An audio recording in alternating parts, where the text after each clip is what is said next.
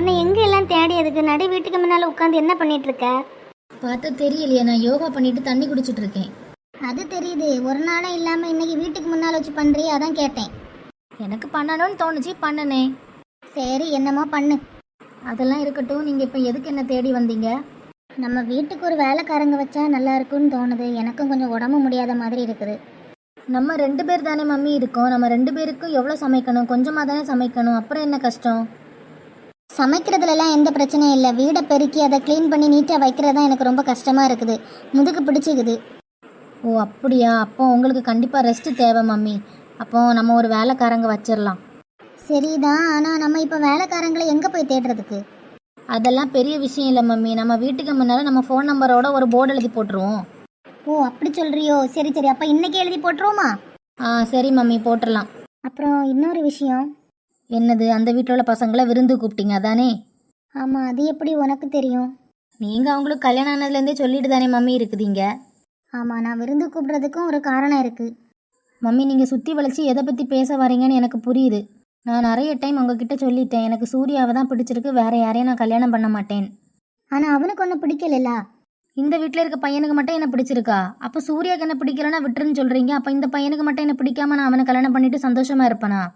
அதெல்லாம் உனக்கும் அவனுக்கு கல்யாணம் ஆகிட்டுனா சரியாயிரும். அதே தான் நானும் சூர்யா விஷயத்தில் சொல்கிறேன். நான் சூர்யாவை கல்யாணம் பண்ணிட்டேன்னா அதெல்லாம் சரியாயிரும். நீங்கள் தான் கேட்க மாட்டேங்கிறீங்க. இங்கே பாரு, நான் சொல்கிறதுக்கு சும்மா சும்மா எடுத்தறிஞ்சு இந்த மாதிரி நியாயம் பேசிகிட்டு இருக்காது சரியா? நான் என்ன சொல்கிறேன் அதை மட்டும் தான் நீ பண்ணணும். Just leave this topic mummy. எனக்கு இதை பற்றி பேசவே பிடிக்கல. என்ன மாப்பிள்ள, மூஞ்சில ஒரே பல்பா எரியுது. நீங்க நல்லா கவனிக்கிறனால தான். ஆமா, உடனே இப்படி ஒரு பெருட்டு அப்படி ஒரு உருட்டு. அட மச்சான், நான் உண்மையதான் சொல்றேன். சரி சரி. அப்புறம் மாப்பிள்ள, என் தங்கச்சிக்கு பழைய விஷயங்கள் ஒன்றும் ஞாபகம் வரல தானே? ஆமா மச்சான், இப்போதைக்கு எந்த ஞாபகமும் அவளுக்கு வரல. ஆனா அவளோட உடம்பு நல்லாவே கியூர் ஆயிட்டு. ஆமா, அவள் ஃபேஸ்லேயே நிறைய வித்தியாசம் தெரியுது. 2 வருஷத்துக்கு முன்னால எப்படி சந்தோஷமா இருந்தாலோ அதை விட டபுள் மடங்கு சந்தோஷம் இப்போ அவன் மூஞ்சில தெரியுது. என் தங்கச்சி ஃபேஸில் அவ்வளோ சந்தோஷத்தை பார்க்கும்போது எனக்கே ஆனந்தமாக இருக்குது. அவள் வாழ்க்கையிலேருந்து நிற்கும்போது என்ன ஆகுமோ அவள் வாழ்க்கைன்னு நான் நிறைய டைமில் யோசிச்சிருக்கேன்.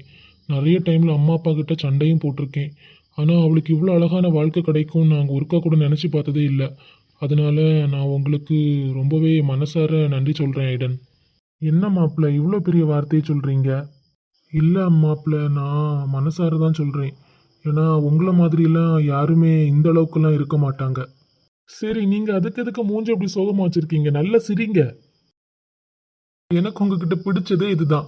எப்போ யாரு எப்படி சோகமா இருந்தாலும் அவங்கள உடனே சிரிக்க வச்சிருவீங்க. நானும் சந்தோஷமா இருக்கணும், என்னை சுத்தி இருக்கிறவங்களும் சந்தோஷமா இருக்கணும். ஆஹா, இது நல்லா இருக்கே. அப்புறம் மச்சான், நாளைக்கு நீங்க கிளம்புறீங்க?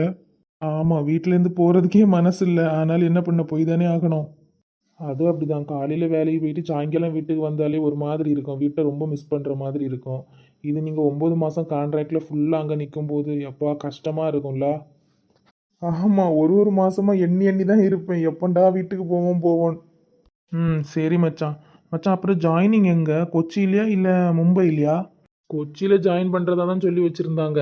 அப்புறம் திடீர்னுட்டு கேன்சல் பண்ணிவிட்டு இல்லை மும்பை போர்ட்டில் தான் ஷிப்பு நிற்குது, அதனால் நீங்கள் மும்பையில் வந்து ஜாயின் பண்ணுங்கன்னு சொல்லி ஃப்ளைட் டிக்கெட் போட்டு வச்சுருக்காங்க. என்ன சொல்கிறதுக்குன்னே எனக்கு தெரியல. நாளை காலையில் ஃப்ளைட்டு. ஓ அப்படியா? நானே காலையில் உங்களை கொண்டு திருவனந்தபுரம் ஏர்போர்ட்டில் விட்டுறேன். ஐயே மாப்பிள்ள, உங்களுக்கு எதுக்கு சிரமம்? அதுக்கப்புறமா உங்களுக்கு ஆஃபீஸ் போகணும், எவ்வளோ வேலை இருக்குது, அதெல்லாம் கஷ்டம். இல்லை நாளைக்கு எங்களுக்கு ஆஃபீஸ் போக வேண்டாமே, 1ஆம் தேதி இல்லை, அதனால லீவ் தான். அப்படியா? சரி, அப்போ ஓகே தான். பந்தம் என்ன சொந்தம் என்ன, போனா என்ன வந்தா என்ன, உறவுக்கெல்லாம் கவலைப்பட்ட ஜென்மம் நான் இல்லை. துணி மடிக்கிறதே ஒரு பெரிய வேலையாக இருக்குதுப்பா. இந்த வாஷிங் மிஷின் துணியை துவைச்சி ட்ரை மட்டும்தான் பண்ணி கொடுக்குது. அதுவே துணியை மடித்து தந்தா என்னவா? ஐடனோட ட்ரெஸ்ஸு தான் அதிகமாக இருக்குது. மனுஷன் காலையில் விடிஞ்சா காலையில் ஒரு ட்ரெஸ்ஸு, மத்தியானம் ஒரு ட்ரெஸ்ஸு, சாயங்காலம் ஒரு ட்ரெஸ்ஸு, நீ 3 ட்ரெஸ்ஸு போடுறாருப்பா. இதனால தான் இவ்வளோ ட்ரெஸ்ஸு குமியுது. ஐடன் வந்த உடனே சொல்லணும், இனிமேல் நீங்கள் ஒரு நாள் ஒரு ட்ரெஸ் தான் போடணும், ஒரு ட்ரெஸ்க்கு மேலே போட்டிங்கன்னா உங்களுக்கு இனிமேல் ட்ரெஸ்ஸு கிடையாதுன்னு சொல்லணும். எனக்கு திடீர்னு ஒரு ஆசை வருது, ஐடனோட ட்ரெஸ்ஸை போட்டு பார்க்கணும்னு. போட்டு பார்த்தா எப்படி? ஒருவேளை நம்ம போட்டு முடித்ததும் இவர் வந்துட்டாருன்னா என்ன பண்ணுறதுக்கு? பார்த்துக்கலாம். ரொம்ப நேரமாக கீழே தான் உட்காந்துருக்காரு, இன்னும் மேலே வரல. சரி, என்ன பண்ணுறாருன்னு பார்ப்போம். ஓ, அண்ணன்ட்ட பேசிகிட்டு இருக்காங்களா? அப்போ இவர் வர்றதுக்கு லேட் ஆகும். நம்ம அதுக்குள்ளாடி நம்ம வேலையை முடிச்சிருவோம். டடா. அஞ்சலி, நீ இந்த ட்ரெஸ்ல அழகா ஹீரோயின் மாதிரி இருக்கா. அவர் ட்ரெஸ்ஸை போட்டதும் தானாவே ஒரு கெத்தும் மாசும் வந்துட்டே. ஹாஹா.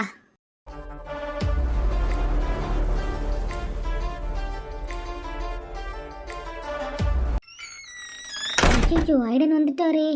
நம்ம பாட்டு கண்டுகாத்த மாதிரி போயிருந்த ட்ரெஸ்ஸை மடிக்கிற மாதிரி ஆக்டிங் பண்ணுவோம். அவர் கண்டுபிடிக்கிறாரான்னு பார்ப்போம். பாரேன் கண்கொள்ள காட்சியை, நம்ம ஆளு நம்ம ட்ரெஸ் எடுத்து போட்டுட்டு இருக்கா. ஷப்பா, எவ்வளோ துணி மடிக்க வேண்டியது இருக்குது. வாஷிங் மிஷின் மாதிரி துணி மடிக்கிறதுக்கு ஏதாவது ஒரு மிஷின் கண்டுபிடிச்சா எவ்வளோ நல்லா இருக்கும். ஓ மேடம், கேஷுவலாக தெரியாத மாதிரி இருக்காங்களா? இருடி இரு. ஓ என்ன தனியாக இருந்து புலம்பிட்டு இருக்க? அது இந்த ஏங்க, துணி துணி நிறைய மடிக்க வேண்டியது இருக்குங்க. அதான் அதான் மடிச்சிட்டு இருக்கேன். திணறியதை பாரு என் துணியும் போட்டுக்கிட்டு. ஐயோ ஐயோ அழகடி நீ. ஏங்க அப்படி பார்த்துட்டு இருக்கீங்க? ஒன்றும் இல்லைம்மா, நீ துணி மடி, எனக்கு வேற கொஞ்சம் வேலை இருக்குது. என்ன நிஜமாவே போறாரு? ஐயே, இந்த ஆள் சரியான பேக்கு. நான் அவர் ட்ரெஸ்ஸை போட்டிருக்கதை கூட கண்டுபிடிக்க தெரியல.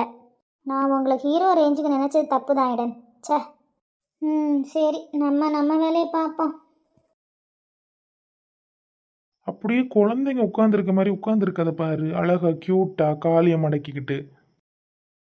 ஏங்க ஏங்க, உங்களுக்கு உங்களுக்கு ஏதோ வேலை இருக்குன்னு சொன்னீங்க. ஆ ஆமாம், எனக்கு இங்கே தான் வேலை இருக்கு. ஏங்க, அப்போ எனக்கு துணி மடிச்சு தர போறீங்களா? எப்பா, நான் தனியாக எப்படி கஷ்டப்பட்டு மடிக்க நினச்சிட்டு இருந்தேன். அட மக்கு பொண்டாட்டி. இல்லையே. ஏங்க, அது ஐடன், அது விடுங்க ஐடன். சரியான சேட்டை. என்னோட ட்ரெஸ்ஸை போட்டுட்டு என்ன சேட்டை பண்ணுறல்ல நீ? உங்கள் ட்ரெஸ்ஸா? இது இது ஒன்றும் உங்கள் ட்ரெஸ் இல்லை ஐடன். இது இது இது என்னோட ட்ரெஸ்ஸு. ஆஹா மேடம், நான் பார்த்தோன்னே கண்டுபிடிச்சிட்டேன், இது என்னோட ட்ரெஸ்ஸு தான். அப்போ அப்போ அப்போ எதுக்கு நீங்கள் எனக்கு வேற வேலை இருக்குன்ட்டு கண்டுக்காத்த மாதிரி போனீங்க? நான் என்னமோ நீங்கள் பேக்கு, உங்களுக்கு இதெல்லாம் கண்டுபிடிக்க தெரியாதுன்னு நினச்சேன். பேக்குன்னு நினச்சியா அடிப்பாவி? சரி, எதுக்கு என்னோட ட்ரெஸ் எடுத்து போட்டேன்?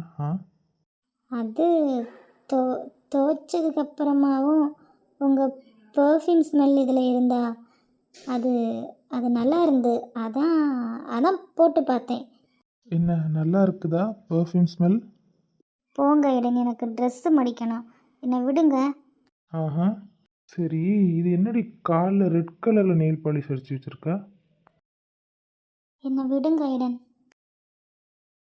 உந்தன் காலில் மெட்டி போல் கூட நடப்பேன், உந்தன் கண்ணுக்குள் கண்ணீர் போல் காவல் இருப்பேன். மாலை சூடி தோலில் ஆடி கைத்தொட்டு மைத்தொட்டு உன்னில் என்னை கரைப்பேன். ஏங்க, இந்த மாதிரி உங்கள் அணைப்புக்குள்ளே இருக்கிறது எனக்கு ரொம்ப சேஃபாகவும் கம்ஃபர்ட்டாகவும் ஃபீல் ஆகுது. என்னை அறியாமலே எனக்குள்ளே ஆனந்தமாக ஒரு ஃபீல். அது அவ்வளோ அழகாக இருக்குதுங்க. இந்த அணைப்பு உங்கள் கையை பிடிச்சிட்டு கடைசி வரைக்கும் எனக்கு வேணும்னு நினைக்கிறேங்க. எப்போவுமே எனக்கு நீ, உனக்கு நான் மட்டும்தான் அஞ்சலி. நம்ம இப்போதைக்கு நம்ம லைஃப்பை ஸ்டார்ட் பண்ணலைனாலும் நல்ல ஃப்ரெண்டாகவும் நல்ல ஹஸ்பண்டாகவும் உனக்கு நான் இருக்கணும்னு நினைக்கிறேன். ஏழேழு ஜென்மம் ஒன்றாக சேர்ந்து உன்னோடு இன்றே நான் வாழ வேண்டும். இப்போ நான் புரிஞ்சுக்கிட்டேன் ஐடன். என் மனசில் உங்கள் மேலே ஒரு ஓரத்தில் காதல் இருக்குது. இந்த காதலை இன்னும் நான் அதிகமாக வளர்த்துக்கணுன்னா அதை நான் உங்ககிட்ட சொல்லி ஆகணும். ஆனால் இதுக்கான டைம் இப்போ இல்லை. கண்டிப்பாக என்னோடய காதலை எந்த பொண்ணும் இது வரைக்கும் சொல்லாத அளவில் நான் உங்ககிட்ட சொல்லுவேன் ஐடன். உங்கள் கண்ணுலேயும் நீங்கள் என் மேலே வச்ச காதலை நான் பார்க்குறேன். நீங்கள் என் கழுத்தில் எப்போ தாலி கட்டினீங்களோ அப்போவே உங்கள் கண்ணில் நான் அந்த காதலை பார்த்துட்டேன்.